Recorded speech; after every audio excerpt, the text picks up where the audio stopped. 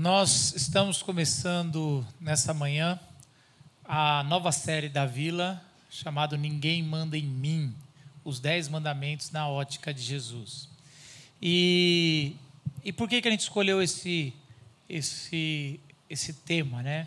Porque geralmente, eu não sei se você já teve aquela discussão na adolescência com seu pai, né? E o seu pai disse essa frase muito comum de pais que estão bravos: enquanto você morar nessa casa, enquanto você comer da comida que eu ponho na mesa, ou enquanto você usar a energia, quem manda aqui sou eu. E aí a gente cresce na adolescência com uma vontade muito grande de mandar na gente mesmo. Ninguém vai mandar em mim, ninguém manda em mim. Então a gente sonha com um dia: tá bom, pai, legal, eu gosto de você, mas um dia quem vai mandar sou eu. Você não vai mandar mais em mim. E aí, sei lá com quantos anos você decidiu sair de casa. Aí você sai de casa e aí você vai morar sozinho e você percebe algumas coisas interessantes de que morar sozinho, né? Que para morar precisa de pagar aluguel. Um negócio assim, estranho. E para sair água da torneira, você paga um negócio chamado conta d'água. E você começa a pagar a conta de energia, daí você se vê seu pai apagando a luz, andando assim pela casa, apagando a luz. Que é esse desperdício de água. E aí você vai, e aí muitas coisas. E aí você fala: gente, para ter o mínimo, um pouquinho do luxo que eu tinha lá na casa do meu pai, eu tenho que trabalhar. Aí você vai trabalhando.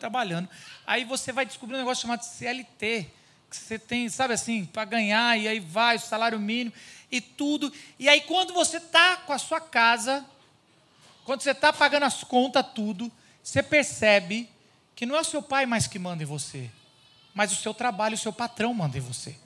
Você fala assim: gente, eu só troquei em quem manda em mim. A minha vida não... Aí você chega um dia, está bravo com o seu patrão, e o seu patrão dá um grito assim no trabalho: enquanto estiver nessa empresa, quem manda aqui sou eu. Se você quer mandar na tua empresa, fazer do seu jeito, empreenda e faça a sua empresa. Aí você fala: E aí você fala: vou abrir minha empresa. A minha empresa vai ser na internet, vai se chamar Fluirá, vai ser bacana, vou sair desse banco. Aí você sai do banco e começa a empreender, aí faz curso, aí você vai percebendo que algumas coisas que você adorava já não está gostando tão mais. Por exemplo, 13º, eu não gosto mais dessa data, porque sai dinheiro do meu bolso para pagar. Eu não gosto desse negócio um negócio de férias, né? Um recurso para férias. Nossa, e começa esse negócio assim, e aí você vai vendo, e aí você vai se matando, e você vai vendo que você não tem férias. Como assim? Eu não tiro férias? Eu simplesmente falo: estou saindo de férias, acabou, se virem aí. E aí você vai. E quando você consegue sua empresa, se sustentar pela sua empresa, você virou um empreendedor de sucesso, você percebe que quem manda em você já não é mais seu patrão, mas são seus clientes. E aí você percebe, quando você está maduro, que você sempre vai ser mandado por alguém. Isso eu estou dando spoiler da vida para os mais novos, tá, gente? Você sempre vai ser mandado por alguém. Ou pela sua esposa, ou pelo seu marido, ou pelos seus filhos, ou pelo seu pai. Você sempre vai ser mandado por várias pessoas, não é alguém, não, vários. A grande questão na vida, então, é: quem vai mandar em mim? Alguém amoroso? Alguém misericordioso? Ou alguém que me escraviza? Então, a grande questão na vida não é se eu vou ser mandado ou não. É se quem vai mandar me ama o suficiente para me deixar ser eu quem eu sou. Se importa comigo. Se importa com a minha família, se importa com as minhas coisas. Por que a gente está dizendo isso? Porque os 10 mandamentos, facilmente a gente cai nesse negócio. Mais alguém querendo mandar em mim. Porque por muito tempo as tradições religiosas, e muitas vezes a gente mesmo, entendia os 10 mandamentos como um conjunto de regras para você obedecer e ir para o céu. Então a gente imaginava que a gente vai chegar no céu, está São Pedro lá com qual que é o nome? É o checklist, né? Aquela pranchetinha com a caneta Bic amarrada num barbantinho para não perder. Porque no céu, imagina, pode perder, né? Eternamente pode perder. E aí ele está lá, vamos lá, mandamento número 1. Check, passou. Mandamento número 2, check, passou. Mandamento número 3, mandamento número 9, passou. Mandamento número 10, passou. Yes! Mandamento número 11. Aí, como assim? Você achou que era só 10? São 613, só na Torá. E aí vai assim, você vai assim, ai meu Deus, e aí você está lá no 600 e você reprova. Pois é, passou, vai para o inferno. Ele puxa uma cordinha, você cai no tobogã, como diria a banda lá, o Renato, que eu quero na Super Combo, de tobogã e para o inferno. E aí você vai para lá, e assim, esse é o pensamento infantilizado. E daí você fala, não quero ninguém mandando em mim, eu odeio 10 mandamentos, acho que isso aí é um livro atrasado e tudo. Mas a gente pode entender os 10 mandamentos e deve entender do jeito que a Bíblia fala para a gente entender. Se a gente der uma olhada em Êxodo 19, versículo 6, ele vai dizer, não é o texto que a gente vai ler, tá? Mas se você quiser abrir, pode abrir. Êxodo 19, versículo 6, diz assim, quando eles chegam ali, qual que é o contexto? Você tem Gênesis, que o pessoal pecou, saiu do Éden, e aí Deus escolhe uma família para substituir a família de Adão e Eva, e dá a bênção, e aí os patriarcas são narrados ali, essa família que vai dando gerações e vão ouvindo a voz de Deus, mas vão errando demais. E aí eles vão para o Egito, se torna povo no Egito e vira escravo. Então, no Egito, Deus coloca um infiltrado na casa de Faraó, um meio hebreu e um pouquinho egípcio ali, então ele aprende, ele é um infiltrado, é a identidade born ali, Moisés, e ele está lá dentro e na hora certa Deus tira, ele vai para o deserto, e lá no Monte Sinai, um dia ele entra, ele vê uma árvore, que é o tipo da árvore da vida pegando fogo, e Deus fala, tira o meu povo e traz eles aqui de volta para onde tem essa árvore da vida que sou eu, e traz eles para eles me adorarem. E diga para o faraó libertar o meu filho primogênito, que se chama Israel. Meu povo é meu filho primogênito. E aí, isso está lá em Êxodo 4, se você quiser ver. E aí Moisés volta e pede, faraó, liberta o povo de Deus, o filho de Deus. E o faraó fala, não vou libertar e vou dobrar o castigo. E aí Deus começa a mandar juízos, 10 juízos, que a gente chama de praga, mas são juízos como se Deus estivesse desconstruindo a criação para o caos total. E cada vez que Deus manda um juízo, ele humilha um deus do Egito. Até chegar no último deus do Egito, que era o próprio faraó, que era representado por uma serpente. Faça o paralelo que você quiser. Era representado por uma serpente, e aí o último deus é destronar e matando as gerações desse faraó, que é o primogênito, e ali ele destrona o último deus ali, pelo menos dos grandes deuses, e tira o seu povo volta, passa pelo Mar Vermelho, lembra lá, dividindo como se fosse um batismo de um novo tempo, aí é tentado 3 vezes no deserto, e aí quando ele chega no Monte Sinai, meio que Moisés pergunta, o que vai acontecer agora? E Deus fala em Êxodo 19:6, vocês serão para mim um reino de sacerdotes e uma nação santa. Um reino de sacerdotes? Como assim? Como assim, Fontana, um reino de sacerdotes? A ideia é de um povo que funciona inteiro como se fosse sacerdote. E o que é o sacerdote? Qual que é a ideia do sacerdote? O sacerdote é alguém que, diante de Deus, representa o povo e, diante do povo, representa Deus. Então, a gente está falando de uma nação inteira aqui que vai exercer essa função de representar Deus diante das outras nações. É o que o Walter Brueggemann vai chamar de comunidade alternativa de Moisés. O que é a ideia de uma comunidade alternativa de Moisés? Para repetir o que a gente já falou de modo mal sucedido, não é plágio de Raul Seixas. A comunidade alternativa de Moisés, ela é uma ideia de que Moisés, ao receber aqui a lei, ao conversar com Deus, ele está sendo apresentado ao seguinte projeto da parte de Deus. Vocês vieram do Egito. As coisas funcionavam no Egito de uma determinada maneira. A vida comunitária, ela era de um determinado modo. O que vocês vão viver a partir de agora é algo alternativo a isso. Vocês estão indo para Canaã. Os povos cananeus, eles têm um determinado modo de viver, determinados costumes, eles têm determinadas regras. E no meio daqueles outros povos, vocês viverão de um modo alternativo, diferente. E é por desempenhar esse modo diferente, alternativo de viver, que o povo de Israel será reconhecido como alguma coisa de diferente. É o desempenho desse modo alternativo que faz de Israel essa comunidade de sacerdotes, que faz com que esses outros povos percebam: opa, tem algo diferente aí. Eu, o Senhor teu Deus, estou apresentando a vocês, é o que Deus diz a Israel, é o que Deus está dizendo a Moisés, um modo de viver que fará com que as outras nações se acheguem até mim. Cheguem até mim por meio das atitudes de vocês. E eu, por meio das atitudes de vocês, chegarei até as outras nações. Quando você tem um reino inteiro de sacerdotes, geralmente sacerdote é um pedaço da comunidade, um pedaço do povo, um pedaço da etnia, um grupo limitado de pessoas que representa aquele povo diante de Deus. Não, um povo inteiro de sacerdotes que representa Deus diante de todas as nações, desde que viva nesse modo alternativo de se viver, viva esse modo diferente daquele que é o comum, daquele que é o esperado, daquele que é o culturalmente mais frequente ali na região do Crescente Fértil. E eu acho que é interessante porque é uma retomada do plano original de Deus, né?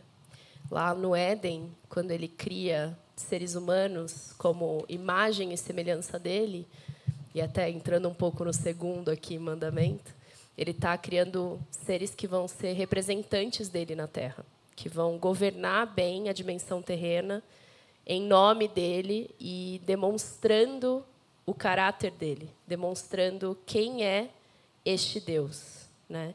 Então, quando ele nos chama de volta para a posição de sacerdócio, ele está chamando a humanidade toda de volta para este lugar de intermediar a presença de Deus na criação, de refletir a presença de Deus, refletir o caráter de Deus. Mas quem é esse Deus?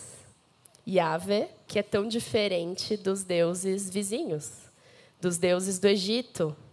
E esse movimento de Deus colocar para eles aqui esses decretos, essas palavras, é um movimento de retorno para a casa do Pai. É de falar, olha só, vocês, a identidade de vocês era escravos. Agora, vocês são filhos.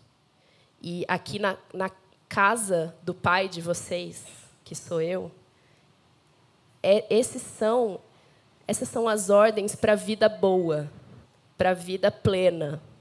E nós que somos pais, a gente sabe disso. Os nossos filhos não sabem. Meus filhos estão aqui, eles não.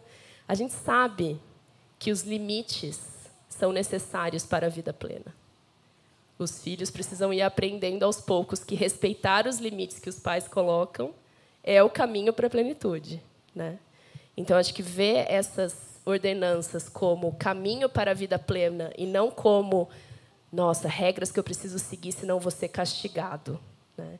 É uma forma especial de ver essas ordenanças. E eu costumo dizer que, além disso, é um caminho para uma vida plena, né? Para as bem-aventuranças, né?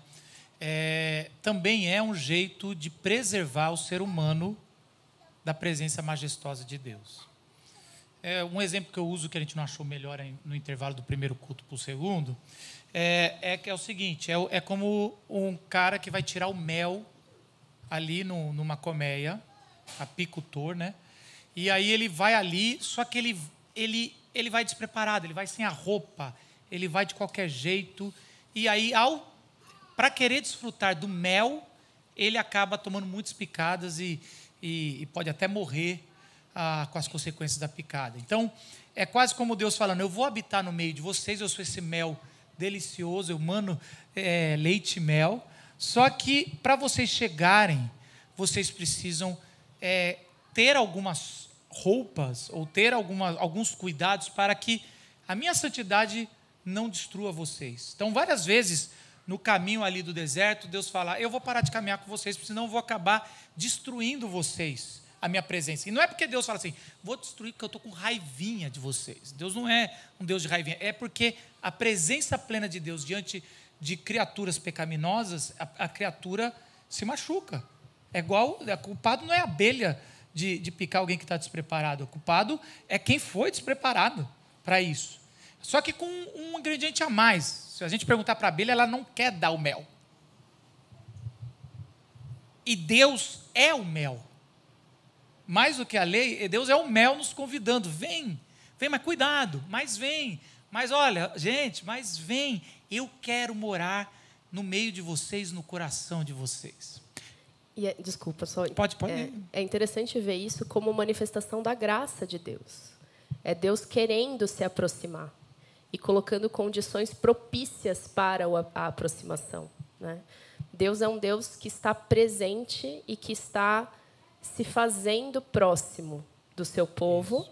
E Ele quer que esse povo ilumine todos os outros povos. Ele quer ser a luz que vai iluminar esses outros povos. Então, essa lei é graça de Deus demonstrada para a proximidade novamente, né?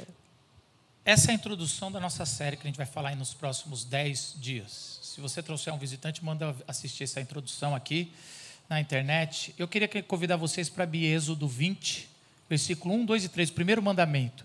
E o mais importante é não só a gente ler esse mandamento, mas enxergar como Jesus enxergou esse mandamento, nessa ótica de que o mandamento é um caminho para se tornar um sacerdote ali para as nações. Pode ler para a gente?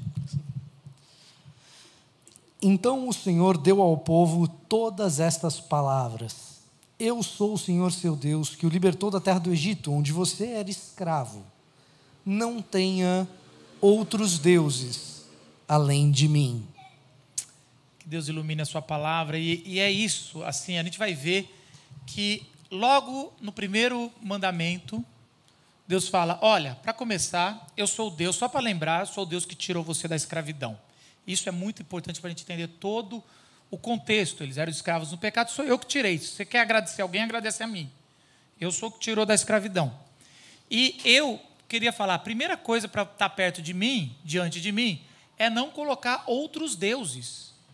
Agora, na nossa cabeça moderna, ocidental, a gente fala assim, para que proibir outros deuses se só existe um Deus? Eu sempre aprendi que só existe um Deus.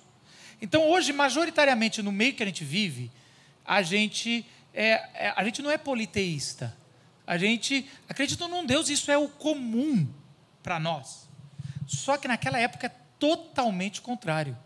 Naquela época não se tinha notícia de um povo que adorava um Deus. O comum era pessoas que adoravam... Tinha um Deus para cada dor que você tem.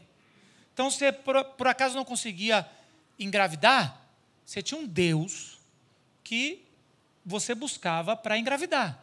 E ainda tinha um Deus. Se você não gostava desse Deus do Egito, você ia na Babilônia.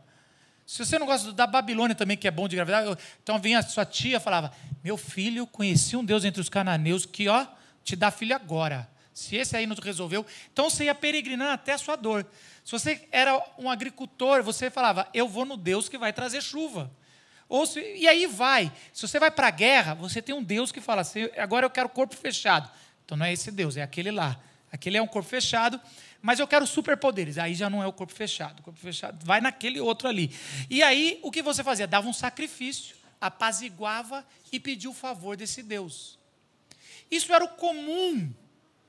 Quando Deus fala, eu sou o único Deus, eu sou Deus, você não pode ter outros deuses. Para os outros povos é quase como... que povinho que só tem um Deus, não está equipado. É quase você ir para a guerra com uma arma só. Não, mas você não tem recursos, você não tem escudo, você não tem... Não, você não tem, você vem com um pedaço de pau e pedra, enquanto eu vou com tantas coisas aqui. É isso. É isso. Você vai depender de mim. Você não tem uma cartela. Eu sou o Deus de tudo. E agora presta atenção comigo. Se você tem um Deus para cada área, você tem um intermediador para cada área. Porque o que é um sacerdote? É alguém que representa o ser humano diante de Deus, trazendo aqui a oferta, e alguém que representa Deus diante do ser humano. Ele é o intermediador. Então, se você tem um Deus da fertilidade, você vai ali e aquele sacerdote resolve o seu problema, faz a conta, ou paga um pouquinho mais, é um pedágiozinho, para que ali, mas faz resolve. Aí vai falar qual é o ritual que você vai fazer. Aí, se você tem um outro Deus ali, tem um outro sacerdote. Então, tem os sacerdotes dos deuses. Mas se você adora um Deus só, todo mundo é sacerdote. Porque você já sabe o que é esse Deus. Não tem um rito que você faz que você vá adorar esse Deus. Agora, presta atenção. A gente para nós é fácil isso. Falar, eu tenho um Deus só. Mas para eles não. É uma submissão. Eu tenho um problema no joelho, então esse médico, ele é especialista em joelho e é especialista nesse tipo de cirurgia robótica no joelho direito. O esquerdo é o cara dali do lado, você errou, por favor. E aí, você tem aquele... Por quê? Porque quanto mais o ser humano conhece a sua ignorância, mais sabe que precisa se especializar em uma área, porque não entende tudo. Então, desfragmentar Deus é falar que ele é incapaz de dar conta de tudo, porque a gente é incapaz de dar conta de tudo. Então, esse primeiro mandamento, ele é literal, porque os judeus interpretavam de forma literal. E esse, para nós, é tudo bem, mas quando a gente chegar nos outros, vai dar um probleminha maior, talvez. Tudo bem assim, né? Não sei o que vocês têm para dizer, mas eu quero que vocês entendam primeiro isso. O mandamento é literal, não tenha outros deuses, não vá procurar outros deuses. Para nós é meio óbvio. Assim, eu não fico procurando outros deuses e adoro. Apesar que no Brasil, de secretismo, tem bastante gente que na sexta acende uma vela, no sábado faz um negócio, no domingo está na outra igreja assim, vai. Talvez sua vida tenha sido isso. E claramente esse texto está dizendo, esse não é o caminho para se aproximar de Deus. Tem um detalhe nessa história toda a respeito de os outros povos olharem para Israel e está mal equipado, hein?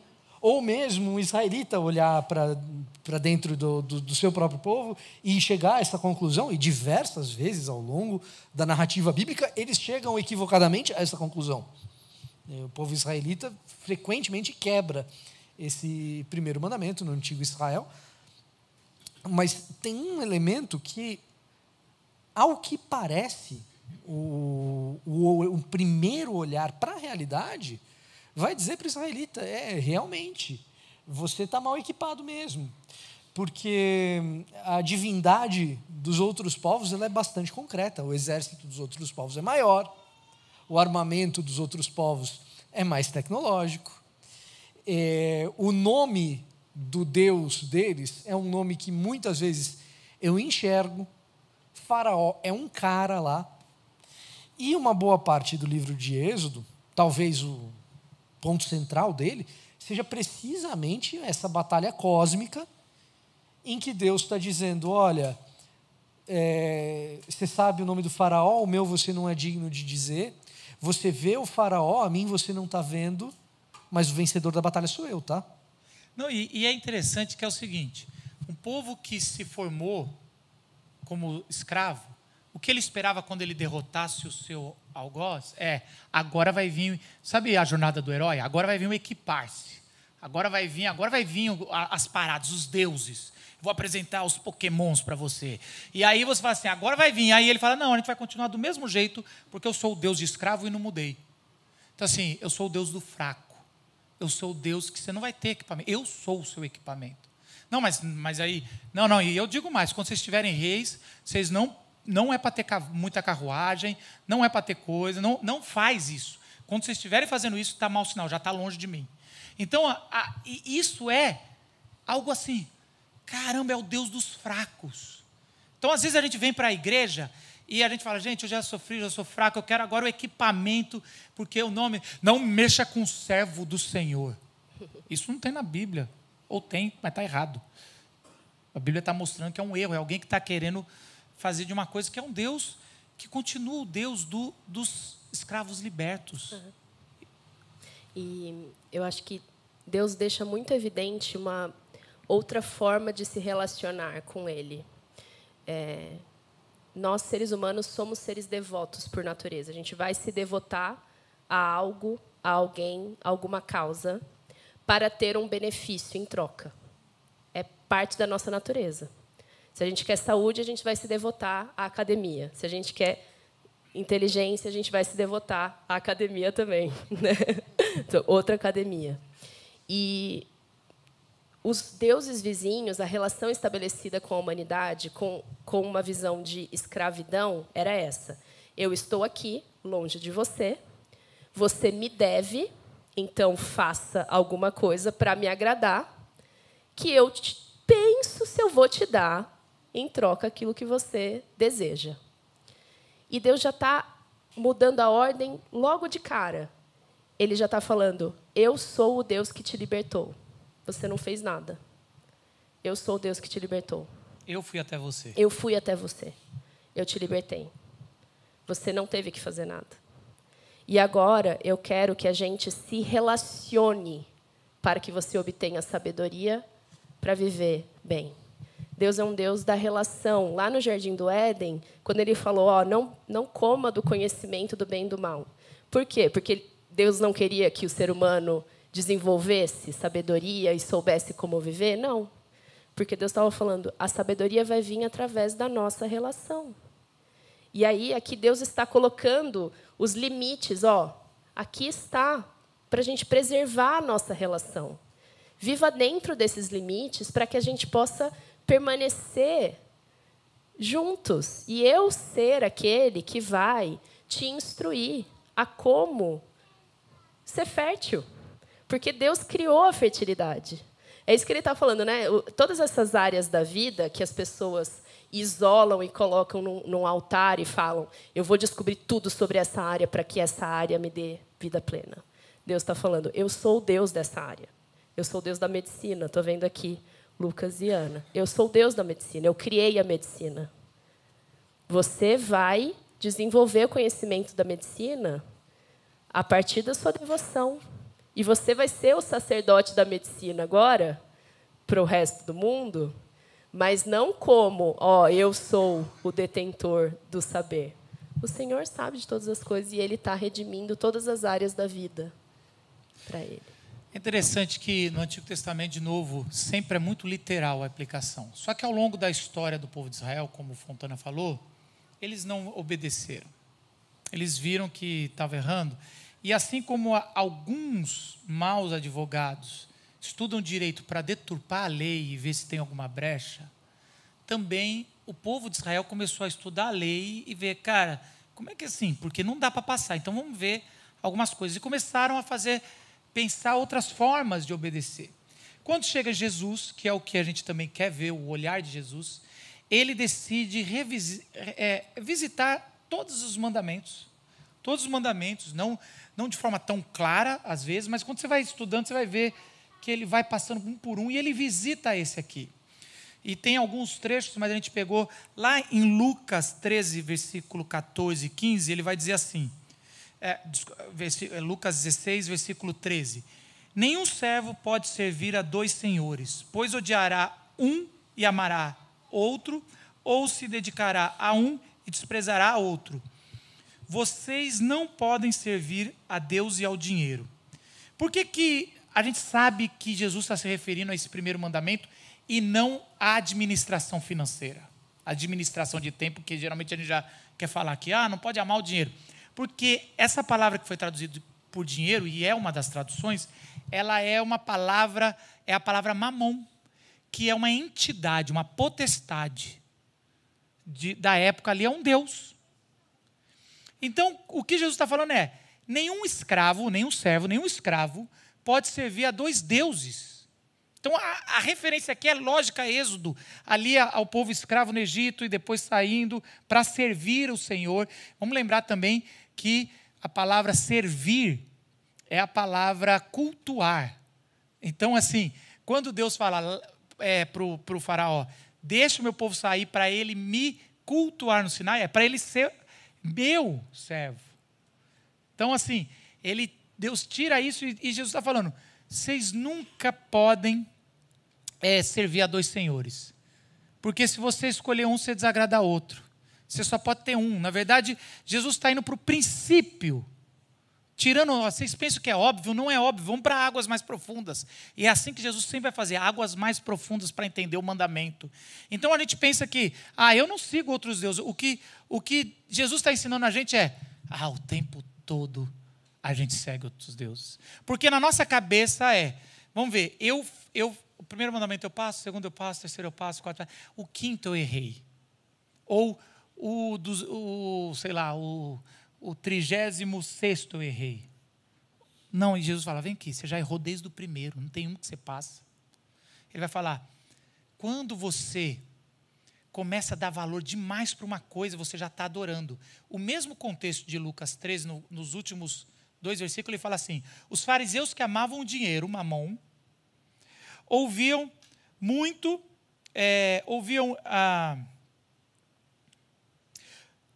tudo isso e zombavam de Jesus. Ele lhes disse, vocês são os que se justificam de si mesmo aos olhos dos homens, mas Deus conhece o coração de vocês. Então, Jesus está falando, no coração que é o problema. Olha o que ele fala aqui. Aquilo que tem muito valor entre os homens é detestável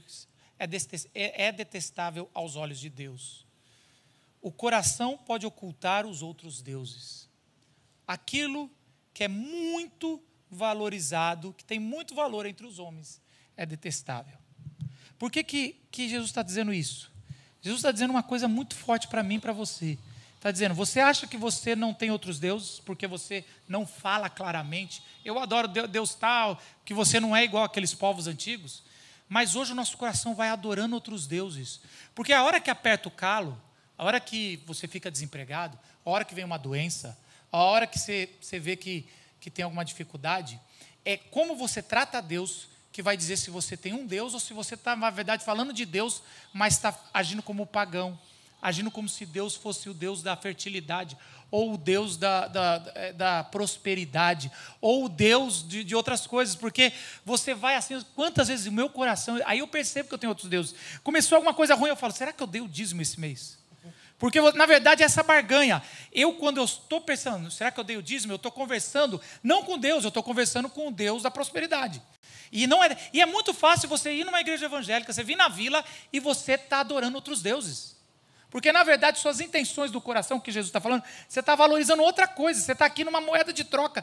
Quando a gente começa a tratar Deus como moeda de troca específico, igual nós tratávamos os deuses do Egito, é porque, na verdade, nós só mudamos por fora, é só aparência, por dentro nós não mudamos.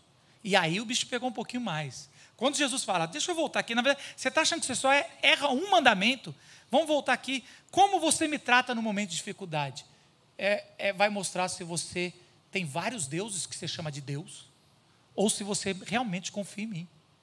Se você não muda, no sentido, eu quero barganhar, eu quero fazer uma mandinga aqui com Deus.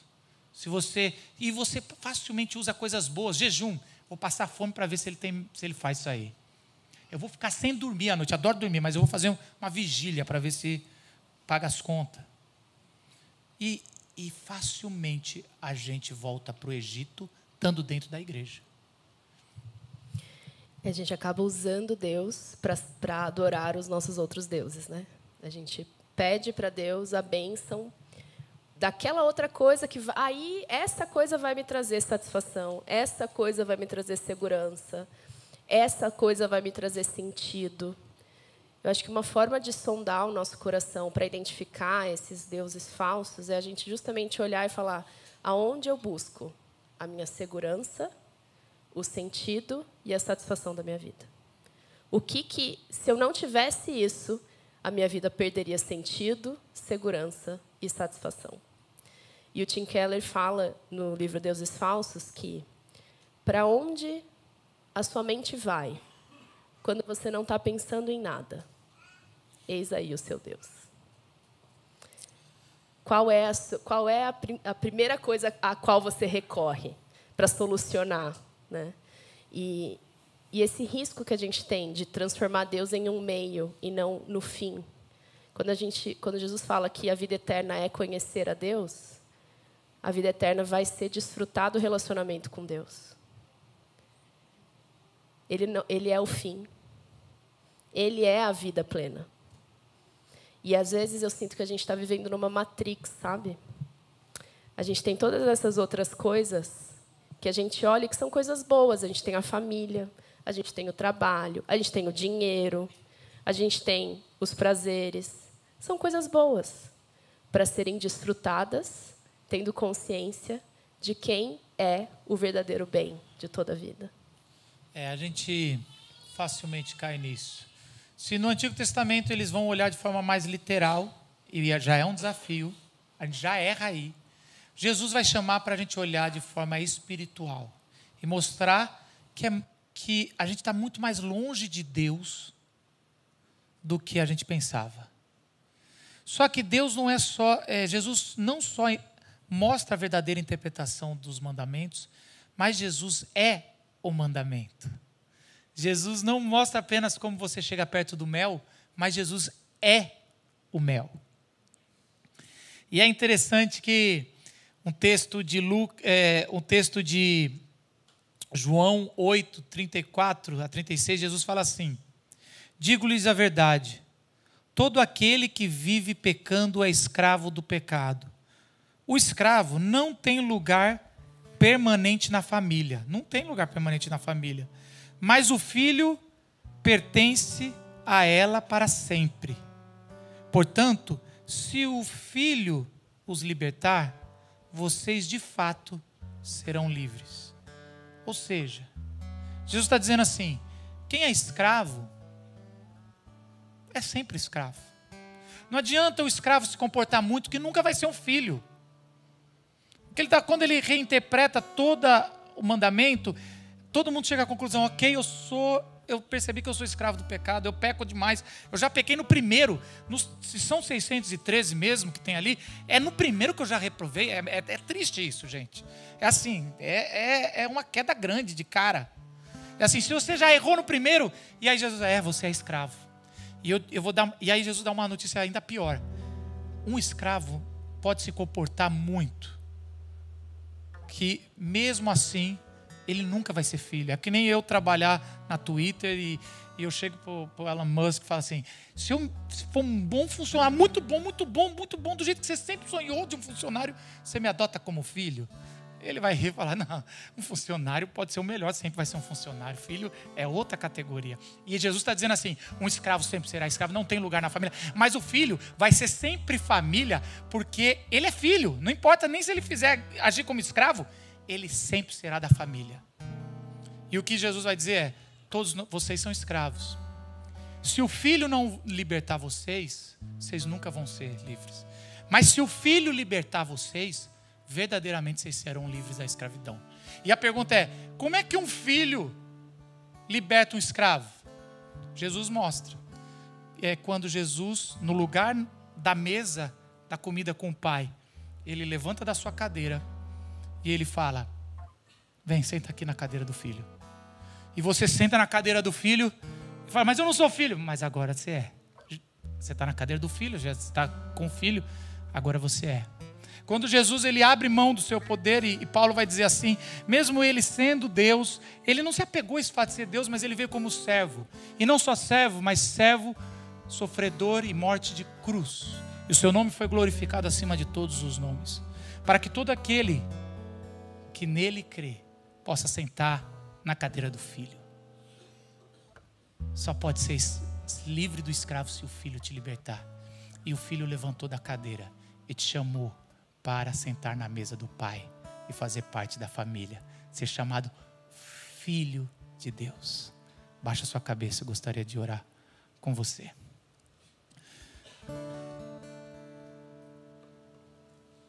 Senhor Jesus, quero orar por mim e por cada um que está aqui, Senhor. Agradecer, Senhor, porque o seu evangelho, o Senhor nos colocou de volta na família, Pai. E hoje, mesmo nos agindo como escravos, Senhor, traz a realidade da sua adoção. Traz a realidade que nós não precisamos estar comendo comida de porcos, longe de casa. Traz a realidade que o nosso anel, a sandália, a nossa roupa, nós somos filhos amados. Não porque merecemos. tempo todo colocamos outros deuses na nossa frente, mas porque o Senhor tem misericórdia. E por isso, Senhor, queremos agir como filhos, Senhor. Não queremos ter deuses, queremos obedecer por gratidão, porque o Senhor demonstrou amor. Louvado seja o nome de Jesus. Amém. Ao único que é digno de receber a honra e a glória, a força e o poder, ao Rei eterno, imortal, invisível, mais real, a Ele ministramos o louvor. Mais uma vez do começo. Ao único que é digno de receber a honra e a glória, a força e o poder, ao Rei eterno, imortal, invisível, mais real, a Ele ministramos o louvor.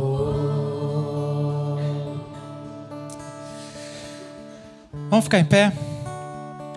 Que a graça do Senhor Jesus Cristo, o amor de Deus, nosso eterno Pai, a comunhão, consolação do doce Espírito do Senhor esteja sobre a sua vida, sobre a comunidade da Vila e toda a igreja do Senhor, hoje e sempre. Amém. Deus abençoe, tenha uma ótima semana, não saia correndo, dê um abraço no irmão que está perto de você.